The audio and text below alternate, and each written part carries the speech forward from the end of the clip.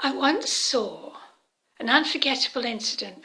It was a sheep, and it had made its way into the lucerne. It lay there groaning and panting, with its gut blown up like a balloon. Along came a vet and took out a hollow tube with a sharp end and jammed it into the belly of the poor sheep.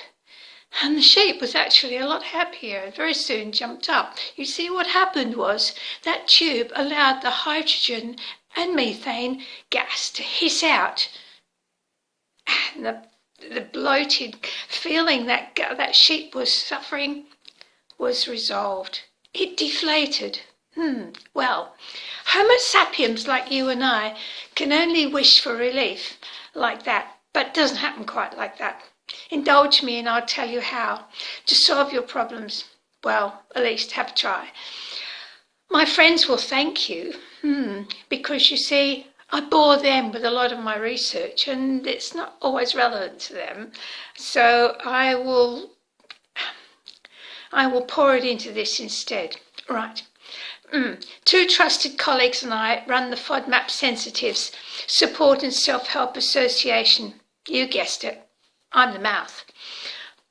If you can relate to the poor sheep,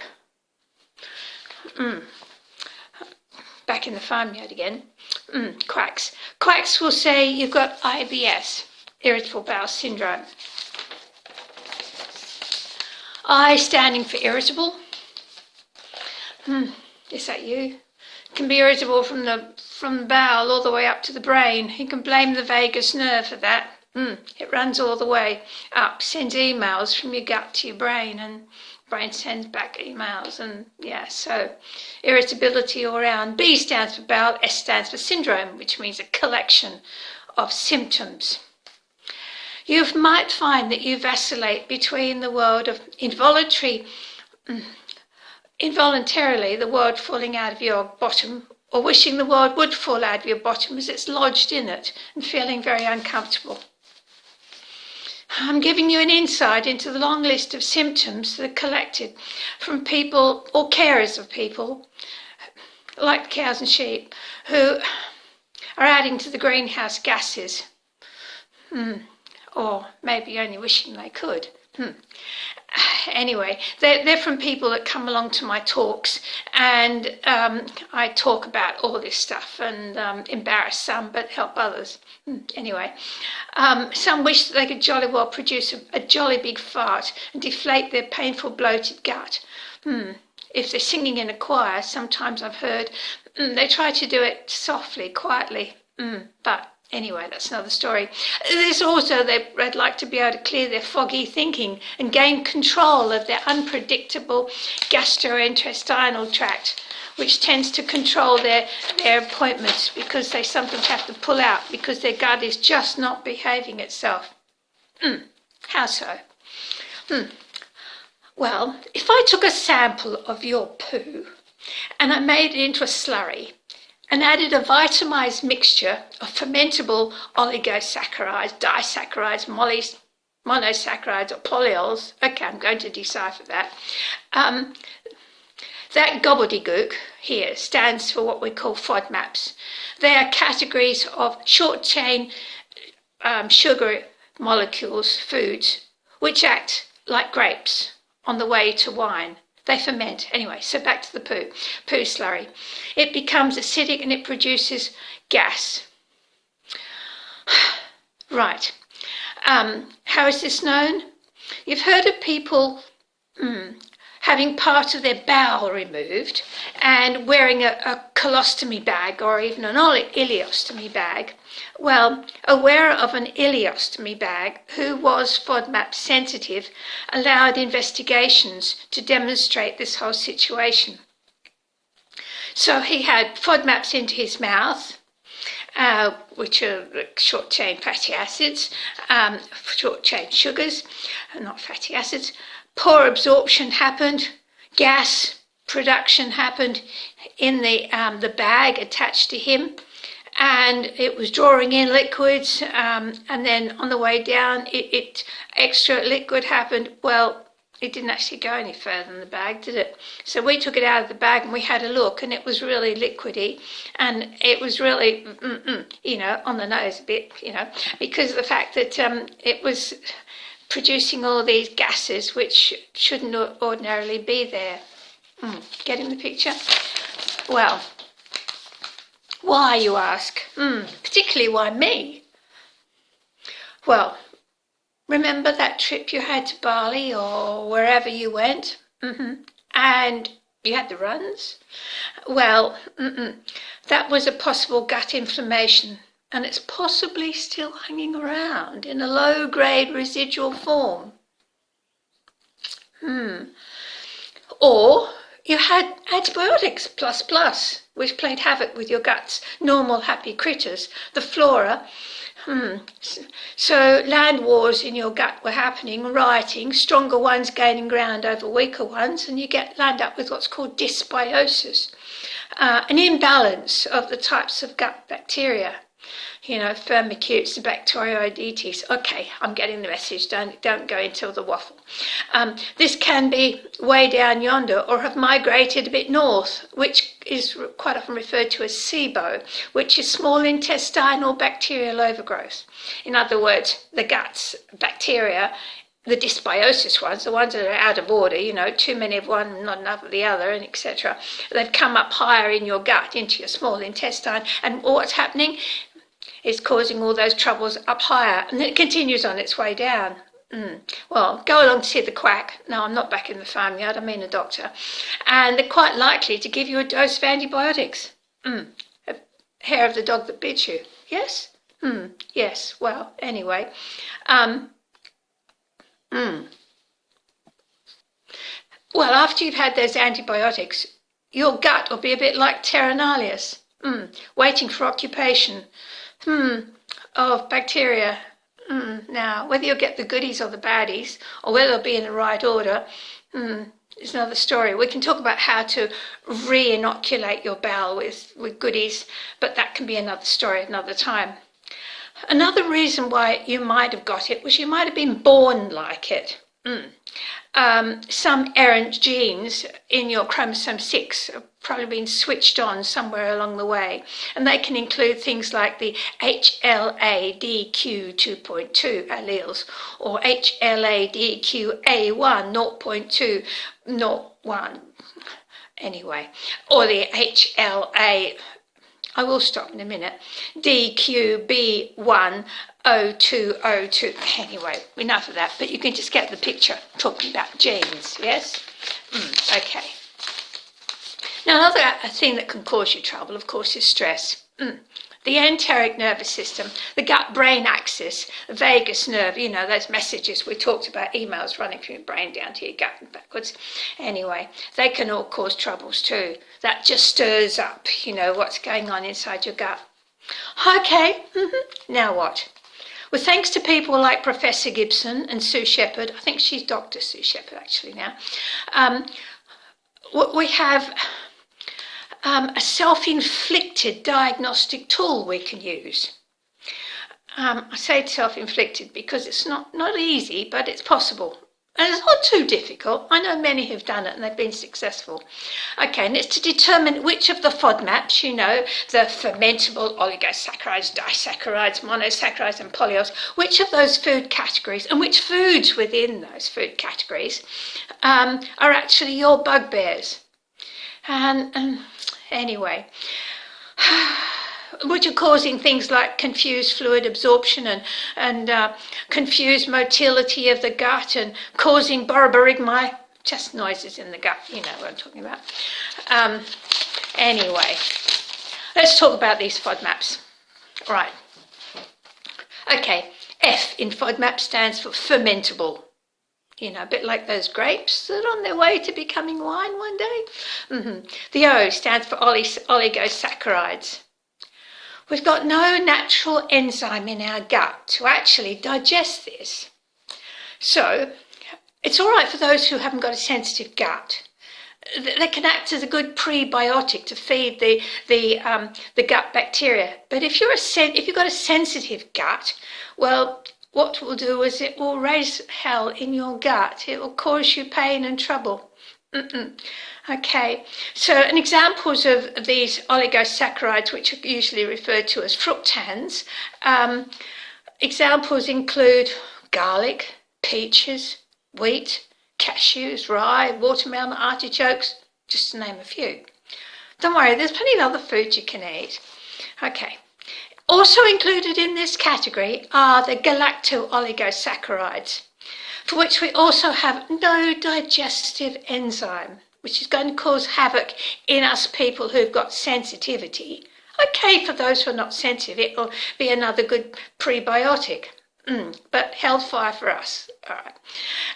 These include, and I'm talking about the galacto-oligosaccharides here. These include legumes, chickpeas, hummus, lentils, dal, beans, baked beans, good old Heinz, soybeans, kidney beans, bortolis. Okay. On to the D for disaccharides. Some of us lack the enzyme lactase. I'm not talking about lactose, I'm talking about lactase, an enzyme. And that enzyme is necessary to split saccharides, the molecules, which come along with dairy products, which are the disaccharides. We need to split it into two to actually be digested.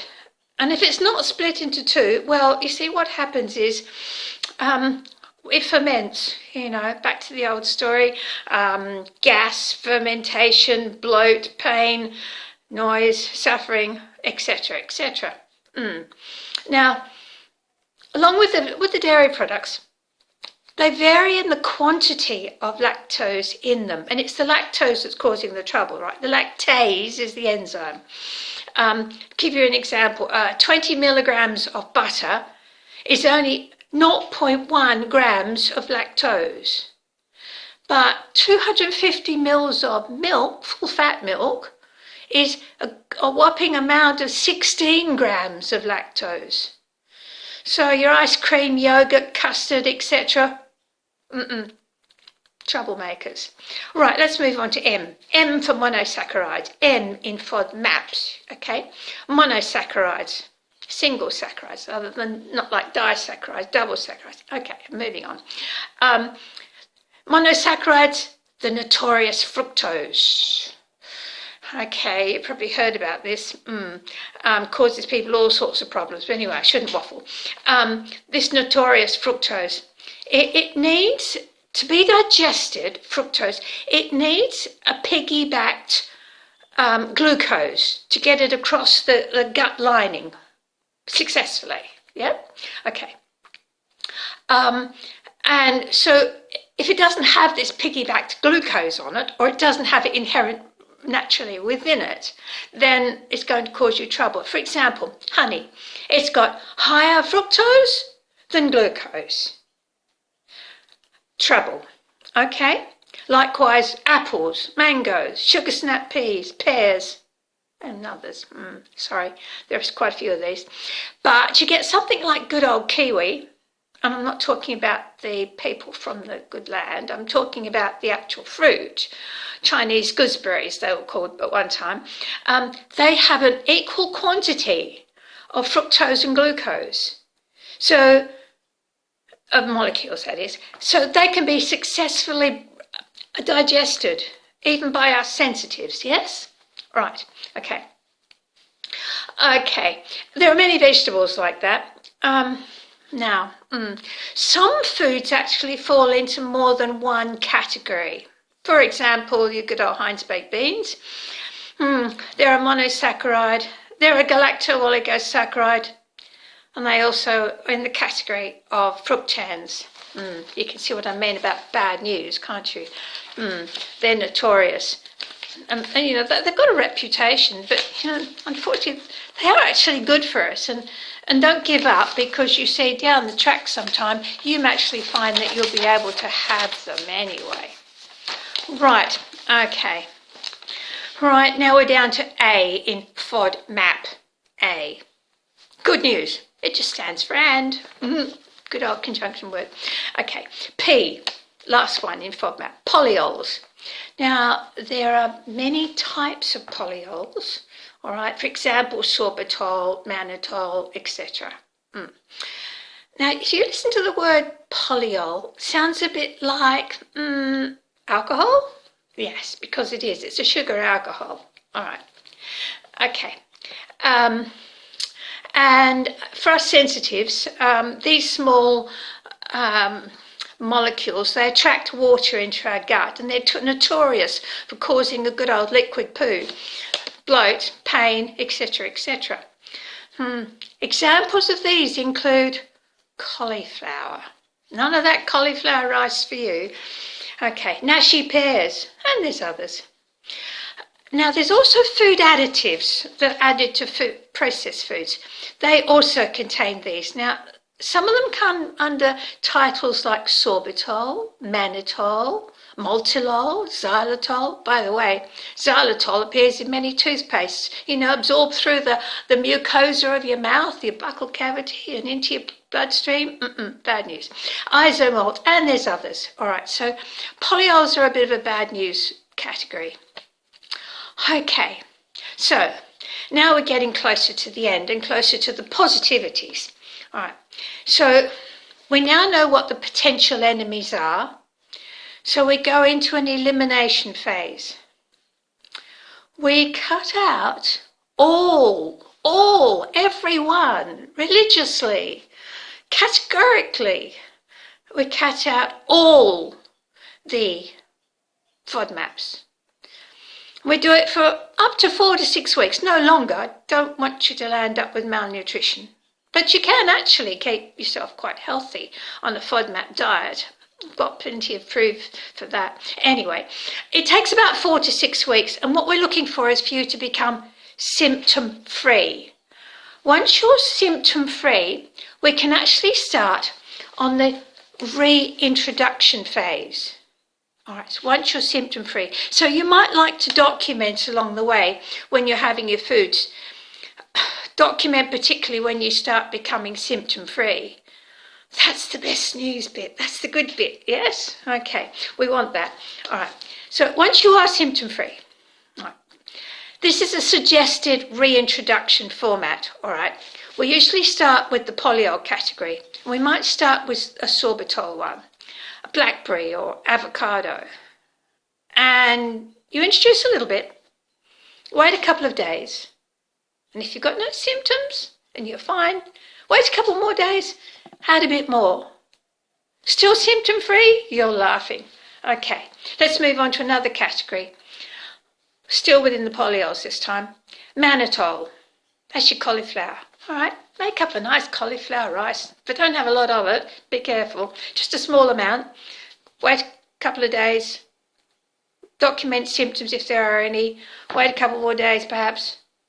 Have a bit more. Symptom-free? You're laughing. Well done. Okay, let's move on. Let's try lactose. All right, so lactose. We could introduce a little bit of milk or yogurt. Same category, same method. A little bit. Document the symptoms. A little bit more. No symptoms? You're laughing. All right, let's move on to fructose. Fructose, try a little bit of mango. A little honey. Okay, same way, a little bit more. All's laughing, okay. Document as you go. Move on to fructans. There's your garlic and your onion. Try a little bit of garlic, if you dare. Anyway, try some onion, whatever. Document. Watch for the symptoms. No symptoms, had a little bit more. Be careful, only have small amounts each time. Got a picture? All right. And then we'll move on to the galactose, the galactose oligosaccharides. We're down to the lentils and the baked beans. A little bit. Okay. Now, if you've got through all of those and you're symptom-free, and you didn't have any problem with those, your FODMAPs, your issue may not be to do with FODMAPs. It might be to do with something like purines or something else, but that's another story for another time. Mostly it's people have, the problem is the FODMAPs, all right. So if you've got through all of that and you've identified particular foods from particular categories, then you now know which ones to eliminate. End of story? Almost. Some people find that after a period of time of keeping away from those particular foods that cause them symptoms, they find that the inflammation, if that's the cause, in their gut actually resolves. And if it resolves, you can actually then, well, down the track a bit, and I'm talking weeks, months, you might find you want to go through the reintroduction again, and you may find that you can now start adding other good foods to your diet, other foods that you were previously having trouble with, and you may find that they're now okay for you. All right? That's good news, isn't it?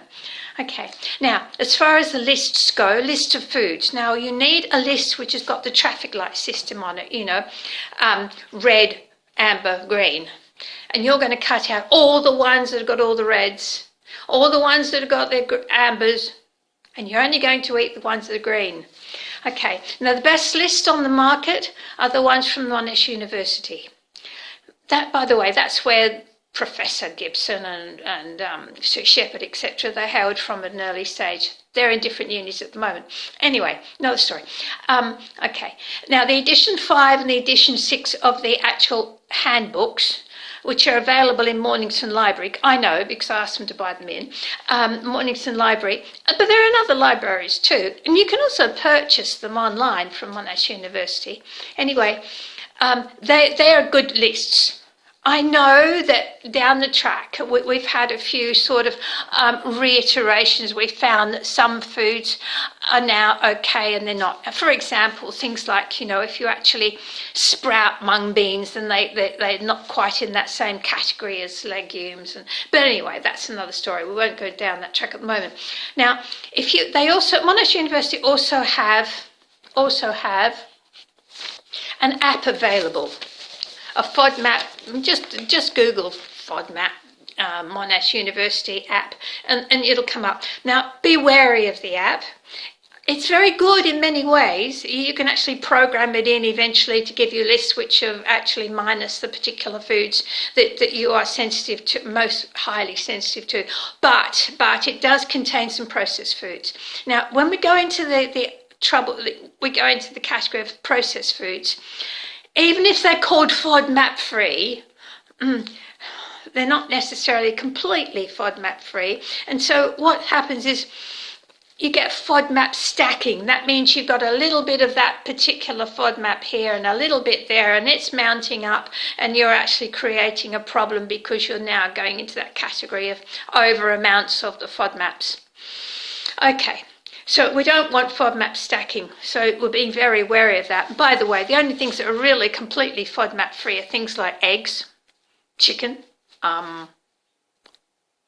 unadulterated brown rice. Anyway, talking about brown rice, you really do need to have plenty of fibre in your diet. Help to sort of clean out that gut along the way. Now, high fibre, and I'm talking about high fibre. Now, if you soak brown rice overnight, and then you cook it the next morning, and then you put it in the fridge and let it get cold, it's much higher in insoluble fibre. It's good for you. And it also doesn't put on weight, believe me. As long as you use it like that, you're using it as a fibre. You need plenty of that in your diet. Also, add quinoa. Make sure it's cooked for the full 15 minutes, all right? We don't want lumpy bits, hard bits, and get them caught up in your diverticular, in your bowel, and causing diverticulitis. Anyway, stop that. Okay, another good one, of course, is chia. Now, chia, most people, when they eat chia, comes out the way it goes in. Not good news. Best way to have chia is soak it overnight. Then get out your good old, one of those whiz hand wand things, and you zap it. And you zap it until it's, soak it overnight. Then you zap it until it's creamy. And then when it's creamy, you add it to whatever you're having for breakfast. Maybe you decided to put some of your brown rice in your coffee grinder and you turned it into a powder and you made that into a rice porridge. And then you could add this, once it's cooked, you don't want to cook your chia. We want you to get all the benefits of the omega-3s in it, because probably your omega-6 is higher than your omega-3. Going off track, sorry. Okay, so you can add it to it, and then you can make that into it, add it to it while the porridge is already hot, and then you add some kiwi fruit. They're a good one. Add them to it as well. Some walnuts. That'll help you get rid of your cholesterol. That'll help. Okay, so there you've got a high fibre content meal. It's very sustaining, and once you get used to it, it's really quite nice. Anyway, quinoa, yes. Chia, yes. Now, don't shy away from the fibrous centres of your parsnips. You know, go for those fibrous things. You know, the stems in your Swiss chard, or what you call it, you know, or your silver beet. You know, go for these fibrousy things. They're good. They help to satiate your appetite. At the same time, they're actually providing fibre for your gut, and it will help to remove some of the matter that might have built up in your gut. Anyway, I could carry on all day, and I mustn't do that because it's time to finish. So, by the way, my name is Yakira, spelled with a Y, Yakira. I'm commonly called Sasha because it stands for Support and Self-Help Association. Okay, best of luck. Bye-bye.